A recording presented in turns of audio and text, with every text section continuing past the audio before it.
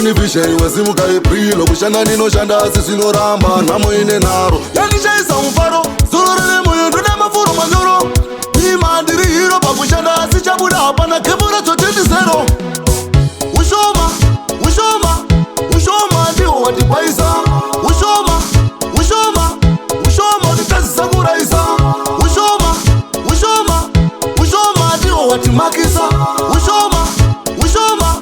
ushoma ndiwo watishoresa hakuna chimwe chinhu chinokonzera kunze kweushoma ndiwo unokonzera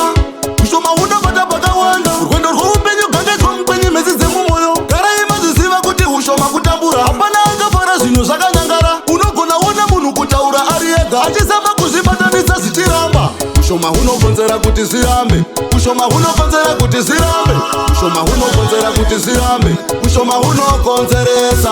ushoma hunokonzera kuti zirambe ushoma hunokonzera kuti zirambe ushoma hunokonzera kuti zirambe ushoma hunokonzeresa zvingatadza zvingaramba usacheme maziparanyara kuchema ushoma hapana chinofadza noushoma watinawo ndiwo unotipa nhamo ndapazama teedzera zvimwe kuda zingachinja verendaridzo vakomana kumbongomora chakachacha bhani yacho yakazora mwando nochinji zvinhu zvacho zvaramba kufamba ushoma ushoma ushoma ndiwo watibwaisa ushoma ushoma